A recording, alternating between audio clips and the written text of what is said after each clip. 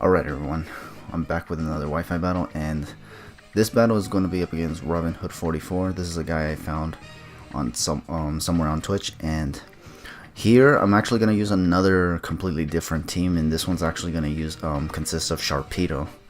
And yeah, because I haven't used Sharpedo in a long ass time, and in fact I think I've used either Mega Diancie or Mega Lopunny more than I have Mega Sharpedo, so I was like, you know what, I kind of want, like, with these last couple weeks that were left from Sun and not Sun and Moon, Omega Ruby Alpha Sapphire, because Sun and Moon was coming, I decided to just dedicate myself a little bit more to Sharpedo and use them at least more times than I do everything else. I'm not gonna be using it all the time, but I am gonna use it a lot more than before. So yeah. And yeah, this is gonna be a battle that I have with this guy, and it's gonna be seemingly a mixed OU kind of battle, because he has like a couple OU mons with a few underused mons. So yeah, and yeah, but this was actually a pretty cool battle. Actually, I don't know how he took it, but I thought it was pretty cool in my opinion. Anyways, he's gonna lead off with the Inferno, which is the Charizard, and I led with Swampert. Now here I switch out because I was super scared of the Charizard Y being a thing. I've seen more Charizard X's than I have Ys, but I switched in Goodra regardless. Like, if I lose Goodra here because it's Zard X and not Y, well then rip me. But I just switched in Goodra regardless, and thank goodness I did, because this Charizard actually turned out to be Charizard Y, and I was like, whew, boy, that was like the massive of bullets that I've dodged right there. Because this thing goes straight for the Solar Beam, and thanks to Goodra's Sap Zipper, I just get a +1 attack right there. Not even bad. Now here I forced him to switch out because I can definitely just outrage him now. He switches into Milotic, which was not a switch in I was expecting, which is why I went for the Dragon Tail instead of the outrage or even Power Whip. Was because I thought he would switch out into Metagross actually, and I wanted to phase him out, but I just phased him into Metagross now, which was not what I wanted. So I switched in Swampert, and he goes straight for the Meteor Mash. And here I think I just go for the Stealth Rocks, because I think he's gonna switch out again. Yeah, he's gonna switch out. He got a crit with that Meteor Mash, and it's not really that big of a deal in my opinion. He goes back into Aerial, which is the Milotic, and I'm gonna go for the Stealth Rocks, like I said before.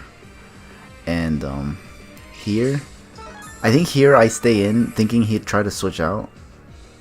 Oh no, I have no switch-ins to Milotic, I think, and so I have to phase him out instead, because I don't have switch-ins to Milotic.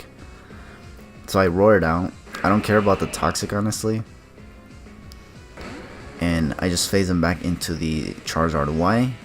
And this is actually a good thing, because not only does it take Stealth Rocks damage, but the sun is also faded, so it cannot just Solar Beam me now. And if he tries to, I'll be easily able to predict that.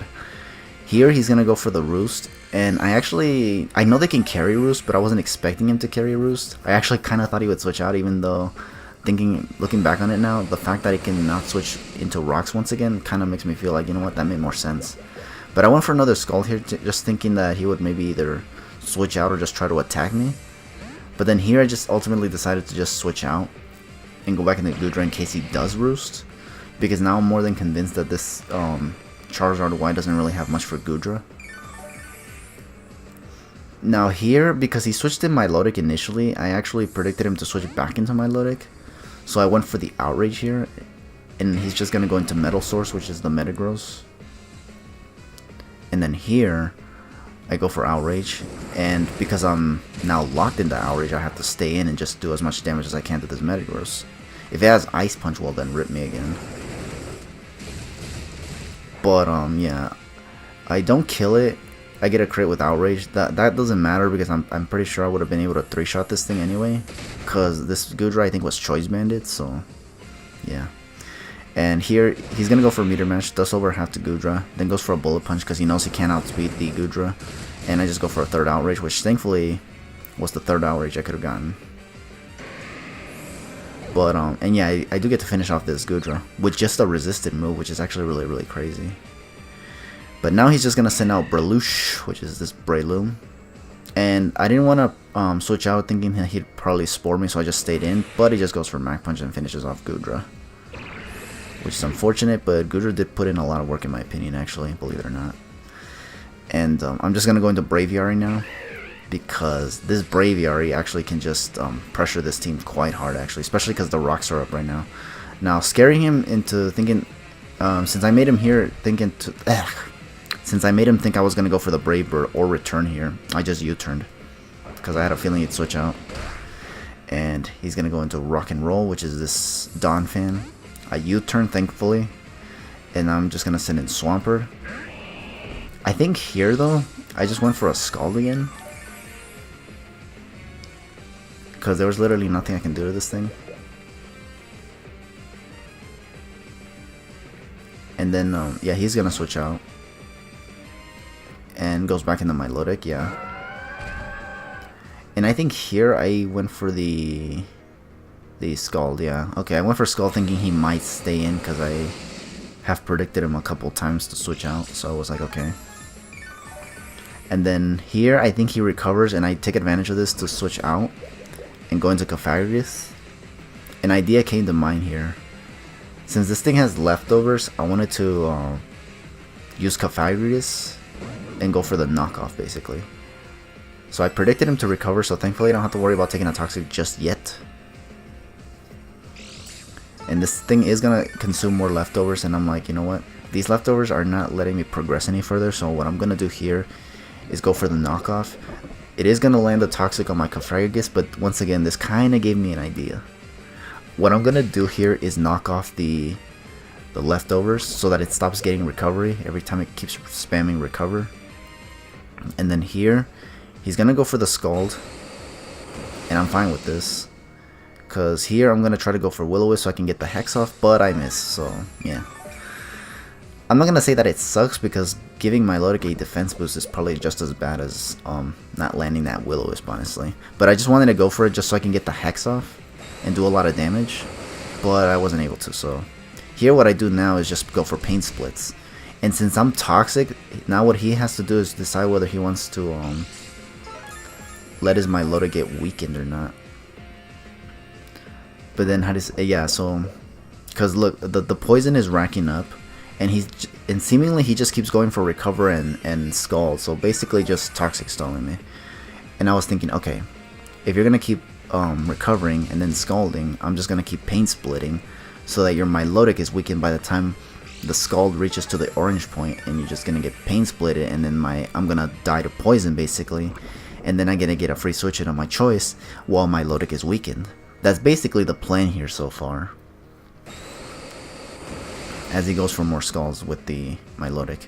I just keep going for more Pain Splits, seeing that if I can actually weaken this thing down, because what he's trying to do is clearly Toxic stall me. So I was like, okay, I'll play with your little game right here. I'll actually roll with this. I don't usually like this kind of strat, but I'm gonna actually roll with it once again. But then here an idea came about. I switched in Lucario because I thought, you know what, I have a better idea. He's probably gonna try to go for Recover here, knowing that he can just do that. So I switch out into Lucario here. He actually goes for Toxic, so he did predict me to switch out, but just didn't predict the right switch. This gave me the ability to just go for one Nasty Plot. I do take the Scald and don't get the burn, thankfully. And now here I'm just able to just one-shot this Milotic, which basically just broke the biggest of walls in this team right now. Feels good, man. Now here he goes into Brelution. I was like, okay, I'm up +2 now, and I'm a modest Lucario. I should be able to take this out with a Stab Vacuum Wave, right? And no, I don't. And he's just gonna finish me off with a Mach Punch, and yeah, Lucario goes down. But hey, Lucario actually did something for once, which was actually pretty cool. And not to mention, he weakened this Brelution enough so that it actually goes down to its own Life Orb, because this Breloom was not sashed, surprisingly. And here I'm just going to send out Braviary, because I think Braviary can handle the majority of what's left on his team. Except not really, because he has this Heliolisk once again. And here I was not expecting this Heliolisk to be Scarved. Maybe he thought I would expect it, but I sure as heck didn't expect that. But I guess he predicted me to switch as a result and went for Hyper Voice, but I just lived it, and now I was able to get a return off. I do take it out. I don't know if that crit mattered though, but I did take it out, and that was actually like, holy crap. Now this Zard Y is more weak on the defense side than it is on special, so I'm definitely able to take this thing out after rocks as well with a return. And down goes Zard Y. and now his last Pokemon is going to be the Rock and Roll, which here I just went for more returns. I just wanted to weaken this thing as much as possible because these things do hit rather hard, and some of them do run like an Adamant Nature with bulk, so I did want to get as much damage on this thing as possible. He knocks off my Choice Scarf because that was my Braviary's item in the first place. That's why I was surprised that the Healer List outsped, because I thought it would be Choice Specs, but it wasn't. And so here, what I do here is now that he's knocked off my Choice Scarf, I'm gonna switch my move to Brave Bird and let myself get knocked out with recall damage, so I can get a safe switch in to my other Pokemon, which is Sharpedo. My Braviary goes down, but it did put in work as well, as you saw earlier, which was pretty cool because I actually like Braviary as well. It's a pretty cool looking mon as well. But here I just send out Sharpedo, and I'm just going to Mega Evolve as usual. And I'm pretty much going to do what I did in that battle with Jodor and just finish the matchup with Sharpedo, which is what I like to do anyway. Like, Sharpedo really didn't get to do much in this battle, but it's going to be able to finish the battle off at the very least. So I'm just going to finish this thing off with a Crunch right now. I don't go for Waterfall because the sun seems to be still up. Yeah, it was still up, so Crunch was the better option here. And that's going to be the game. Good game to robinhood44, and yeah, thank you all for watching, and hopefully you all enjoyed this battle, because this battle was actually kind of cool in my opinion. It was actually one where a bunch of mons that I haven't used in a while, I got to put some work into it in this battle, such as Cofagrigus, Braviary, Goodra, Lucario. Like, they all did something, and it was actually pretty cool. But yeah, once again, good game to Robin, and once again, thank you all for watching, and feel free to leave your thoughts below if that's what you guys want to do. And I'll catch you in the next battle, so stay tuned for that, and have a good one for now.